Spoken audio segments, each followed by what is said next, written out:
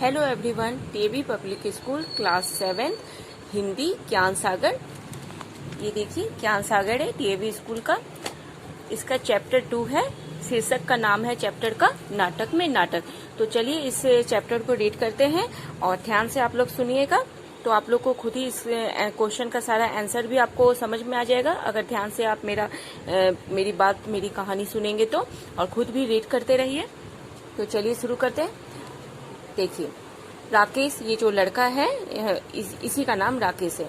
तो राकेश का मन तो कह रहा था कि बिना पूरी तैयारी के नाटक नहीं खेलना चाहिए। जब नाटक में अभिनय करने वाले कलाकार भी नए हों, मंच पर आकर डर जाते हों, घबरा जाते हों, कुछ बुद्धू भी हों, तब तो अधूरी तैयारी से खेलना ही नहीं चाहिए। उसके साथी मोहन, सोहन और श्याम ऐसे ही थे। राकेश को उनके अभिनय पर बिल्कुल भी विश्वास नहीं था। वह स्वयं अभिनय इसीलिए नहीं कर रहा था क्योंकि फुटबॉल खेलते हुए वह अचानक गिर पड़ा। उसके हाथ में चोट लग गई थी और हाथ को एक पट्टी में लपेटकर गर्दन के सहारे लटकाए रखना पड़ता था। ये देखिए, नाटक खेलना बहुत आवश्यक था। मोहल्ले की इज्जत का सवाल था। मोहल्ले के बच्चों ने मिलजुल कर फालतू पड़े एक छोटे से सार्वजनिक मैदान में धूप व फूल पौधे लगाए थे। वहीं एक मंच भी बना लिया था। राकेश की योग्यता पर सबको बहुत विश्वास भी था। समय था केवल 1 सप्ताह का। 7 दिन ऐसे ही निकल गए कि पता भी नहीं लगा। मोहन, सोहन और श्याम यूं तो अच्छी तरह अभिनय करने लगे थे, पर राकेश को उसके बुद्धूपन से डर था। हर एक अपने को दूसरे से अधिक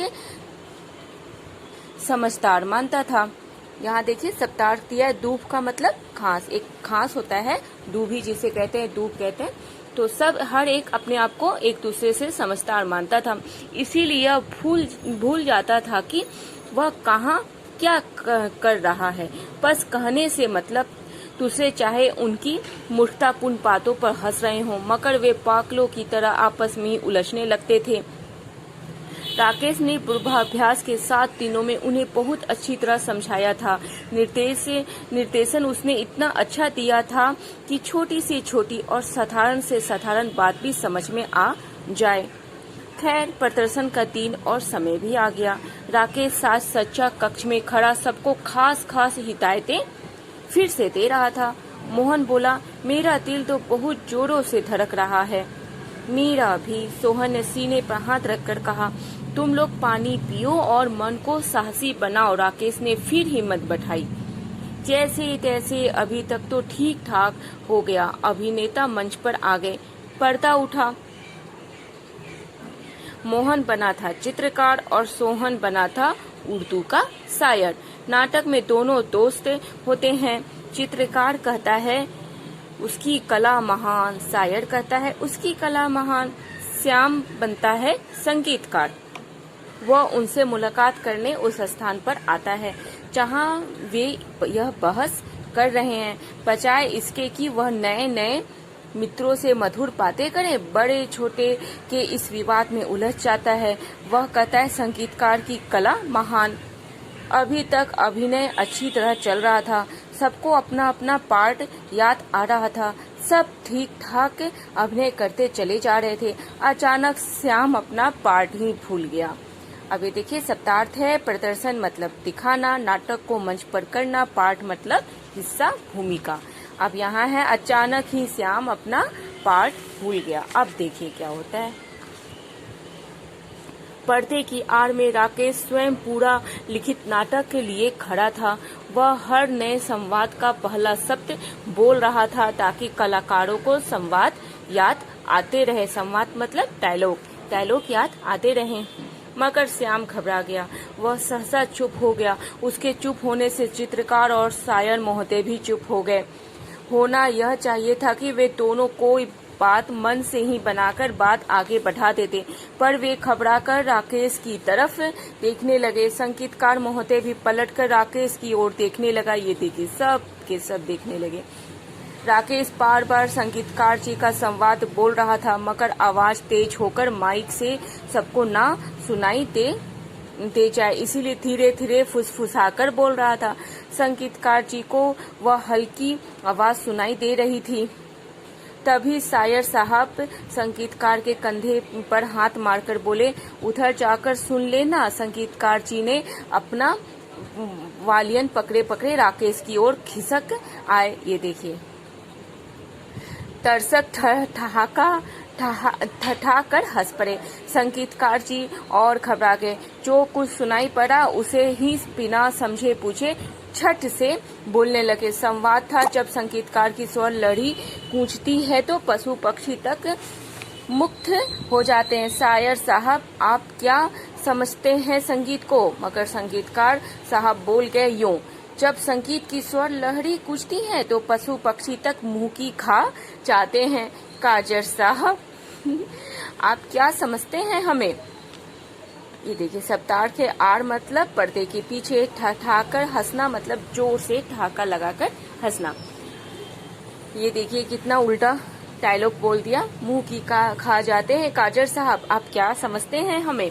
अब यहाँ आगे देखिए, शायर साहब तपाक से बोले, तुम्हारा सर काचर साहब हूँ मैं। दर्शक फिर ठठाकर हंस पड़े।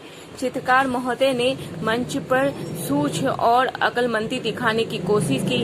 इनका मतलब है आपकी शायरी काजर मूली है और आप काजर साहब हैं, सो इनकी कला महान है, मगर मेरी कला इनसे भी महान है।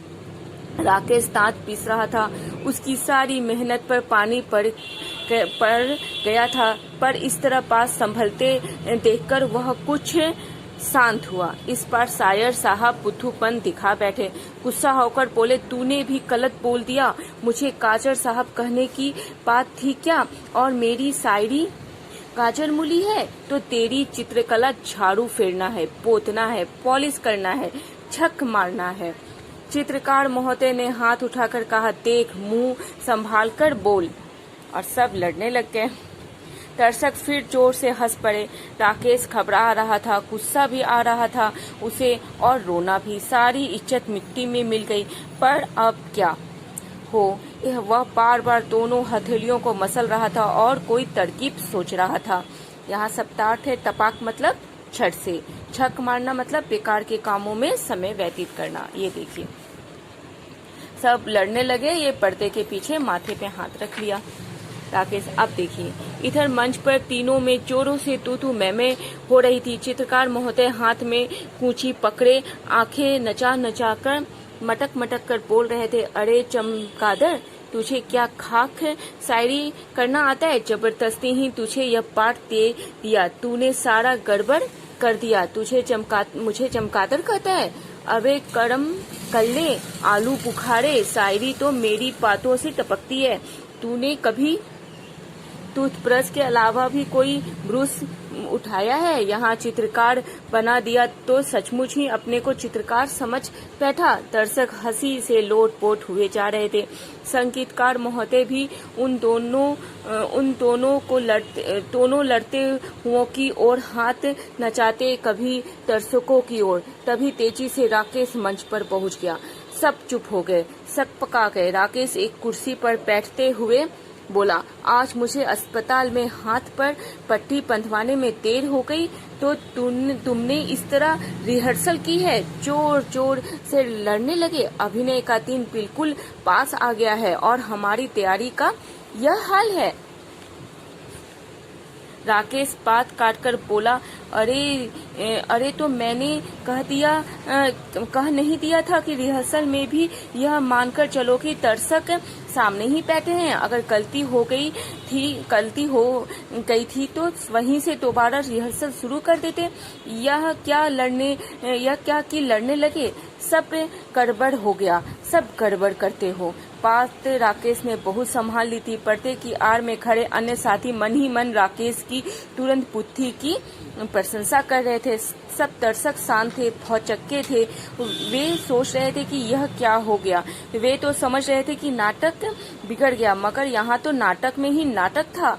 उसका रिहर्सल ही नाटक था। मानो इस नाटक में नाटक की तैयारी की कठिनाइयों और कमजोरियों को ही दिखाया गया था। राकेश कह रहा था, देखिए, हमारे नाटक का नाम है बड़ा कलाकार, और बड़ा कलाकार वह है जो दूसरे की त्रुटियों को नहीं, अपनी त्रुटियों को देखे और सुधारे। आइए अब हम फिर से रिहर्सल शुरू करते हैं। तभी राकेश के इशारे पर पर्दा गिर गया। दर्शक नाटक की भूरी भूरी प्रशंसा करते हुए अपने घर चले गए। इस नाटक को लिखने वाले लेखक का नाम है मंगल सक्सेना और शब्दार्थ है भौचक्के मतलब हैरान होना, त्रुटियां मतलब गलतियां, पूरी पूरी प्रशंसा करना मतलब बहुत बहुत तारीफ करना। तो ये देखिए अपनी अक्लमंदी से राकेश ने बिगड़ी हुई नाटक को, स्टेज नाटक को कितना अच्छे से अंत इसका किया कि लोगों ये समझ ही नहीं पाया दर्शक कि हम नाटक में नाटक हो रहा है या सचमुच में नाटक बिगड़ गया है, कि यही रियल में यही नाटक था। तो इस तरीके से राकेश ने अपनी बुद्धि को दिखाते हुए अपनी बुद्धि के कारण इस बिगड़ी हुई नाटक को भी संभाल लिया। तो यहाँ पे है पहला क्वेश्चन, राकेश ने नाटक में स्वयं अभिनय क्यों नहीं किया। ये भी आप कहानी अच्छे से सुन लिए हैं तो आपको पता चल गया होगा कि उसने अभिनय क्यों नहीं किया। इसका भी आंसर आप लिख दीजिएगा।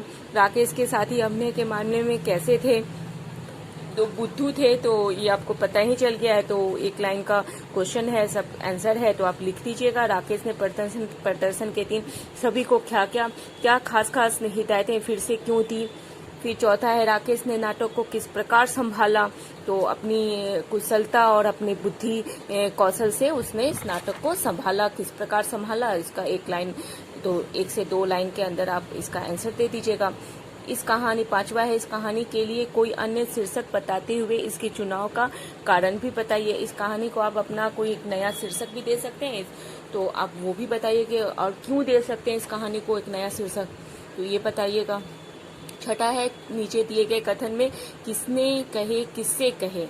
कथन है पहला, मेरा दिल तो बहुत जोरों से धड़क रहा है। ये डायलॉग किसने कहा, ये संवाद, तो किसने कहा वो आप उसका नाम लिख दीजिएगा। दूसरा है, तुम लोग पानी पियो और मन को साहसी बनाओ। ये संवाद किसने कहा, तो वो आप लिख दीजिए। फिर तीसरा है, गाजर साहब आप क्या समझते हैं हमें, ये किसने कहा नाटक में, तो वो आप लिख दीजिएगा। किसने कहा और किससे कहा, ये दोनों आपने लिख दीजिएगा। तो ये इस तरीके से, जिस तरीके से यहाँ दिया हुआ है इस तरीके से आप लिख दीजिएगा। फिर सातवां है, कहानी के आधार पर नीचे कुछ कथन दिए गए हैं, सभी कथनों पर टिक का और गलत का, सही और गलत का निशान लगाइए। गलत कथन को सही करके दोबारा कॉपी में लिखिए। तो राकेश ने नाटक का निर्देशन किया, गलत है या सही है, इस तरीके से आप सारा पढ़िए और इसको देखिए, इसे पढ़िए और यहाँ पे गलत और सही का निशान लगाइए और इसे अपने कॉपी में लिखिए। अब यहाँ है, आगे है बातचीत के लिए। पहला है, राकेश को अपने साथियों के किस बुद्धूपन से डर था, तो वो आप कहानी फिर से रीड कीजिए और आपको पता चल जाएगा। या पता है तो आप इसे कुछ 3-4 लाइनों में, 1 से 2 लाइनों में आप इसका आंसर दे सकते हैं। दूसरा है, क्या आपने कभी नाटक में हिस्सा लिया है, नाटक के मंच से जुड़ी कोई रोचक घटना जो आपके साथ घटित हुई हो उसे आप बताइए या उसे कॉपी में लिखिए। फिर आगे है, अनुमान और कल्पना। अगर श्याम अपना संवाद नहीं भूलता तो कहानी कैसे आगे बढ़ती। अगर मतलब ये जो नाटक आप कहानी दी, अगर सब अपना ये डायलॉग नहीं भूलते तो ये कहानी का अंत कैसा होता, ये आप बताइए सोचकर। दूसरा है, राकेश की जगह यदि आप होते तो नाटक को कैसे संभालते। अगर इस जगह आप होते और इस तरीके से आप कोई नाटक बना रहे होते और आपके कलाकार डायलॉग भूल गए होते और इस तरह से नाटक बिगड़ गई होती, तो आप कैसे अपनी बुद्धि का परिचय देते हुए कैसे इस नाटक को फिर से आप हैंडल करते और संभालते, ये आप सोचकर अनुमान लगाकर इसका भी आंसर दीजिए। फिर है भाषा की बात। यहाँ देखिए नीचे दिए गए शब्दों को शब्दकोश के क्रमानुसार लिखिए। तो यहाँ है पट्टी, मन, सार्वजनिक, सप्ताह, पूर्वाभ्यास, पर्दा, स्वयं, संवाद, प्रशंसा, त्रुटि। तो इस तरीके से दिया है, इसे आप क्रमानुसार कौन पहले होना चाहिए, कौन उसके बाद होना चाहिए, वो आप करके आप सोचकर वैसे 1-2 करके कौन पहले होना चाहिए, कौन उसके बाद होना चाहिए, ऐसे करके आप इसे लिखिए। फिर पाठ में आए इन युग्म शब्दों को पूरा कीजिए। स्वर, साज, लोट, पशु, फूल जैसे इसको आप युग्म शब्दों को आप पूरा कीजिए। आधा आधा शब्द दिया, इसके बाद क्या होगा, आप उसे पूरा कीजिए। फिर नीचे दिए गए शब्दों में से नए शब्द बनाकर लिखिए। जैसे मूर्खतापूर्ण है तो इसका नया शब्द बनाइए। तो जैसे एग्जाम्पल दिया मूर्खतापूर्ण का मूर्ख है, साधारण का क्या होगा, संगीतकार का क्या होगा, ये सब आप सोचकर लिखिए। अब कलाकार का है, यहाँ पर तीन वर्ड आपका लिखना है। तो एक वर्ड यहाँ कला लिखा हुआ है, एक वर्ड मूर्ख लिखा हुआ है, बाकी का आप लिखिए। इस तरीके से आपको बनाना है। फिर जीवन मूल्य से संबंधित क्वेश्चन है। राकेश अपने साथियों की मूर्खता के कारण घबरा रहा था, उसे गुस्सा भी आ रहा था और रोना भी। तो इसमें है, क्या हम रोकर, घबराकर या गुस्से में किसी मुश्किल परिस्थितियों का सामना कर सकते हैं? और अगर कर सकते हैं तो क्यों कर सकते हैं, नहीं कर सकते हैं तो क्यों नहीं कर सकते हैं, ये आप सोचिए और इसका भी अपने सोचकर अपने अनुभव के आधार पर आप इसका आंसर दीजिए। दूसरा है, गुस्से या क्रोध को शांत करने के लिए हमें क्या करना चाहिए, इसका भी आंसर आप दीजिए। फिर कुछ करने के लिए है इस क्वेश्चन। पहला है, नीचे दिए गए संवादों को अभिनय के साथ बोलिए। पहला है, देख, मुंह संभाल कर बोल। तो इसे आप एक्टिंग के जरिए इस डायलॉग को बोलिए। दूसरा है, उफ मेरे सिर पर क्यों चढ़ रहे हो। तीसरा है, हे भगवान, ना जाने मेरी बेटी कब ठीक होगी। छठा है, भाई वाह यह तो अच्छी रही। तो इसे आप एक्टिंग के साथ इस डायलॉग को आप बोल सकते हैं। दूसरा है, कहानी नाटक में नाटक को नाटक रूप में खेलने के लिए किस किस सामान की जरूरत होगी, उस सामान की एक सूची बनाइए। तो इसे आप सूची बनाइए और उस लिखिए। आप इसे हमें कमेंट्स में भी करके बता सकते हैं कि आपने कैसी सूची बनाई है, तो कमेंट्स में भी लिखकर हमें बता सकते हैं। फिर तीसरा है, नाटक में नाटक शीर्षक कहानी का विद्यालय मंच पर मंचन कैसे, अगर आपको करने दिया जाएगा तो आप इसका प्रैक्टिस कैसे करेंगे, तो इसे भी लिखिए। और कोई दिक्कत आती है, कोई क्वेश्चन में दिक्कत आती है तो आप उसे हमें कमेंट्स में पूछ सकते हैं, हम आपको इसका बताएंगे। तो पूरी वीडियो को फिर से वॉच कीजिए और ध्यान से पढ़िए और सबका आंसर लिखिए। कुछ दिक्कत होता है तो हमसे पूछिएगा। और पूरी वीडियो को वॉच करने के लिए thank you so much, thank you for watching. और ये तीसरा क्वेश्चन है, इसकी अलग वीडियो बनेगी, इसे आप फिर से देख लीजिएगा। Thank you.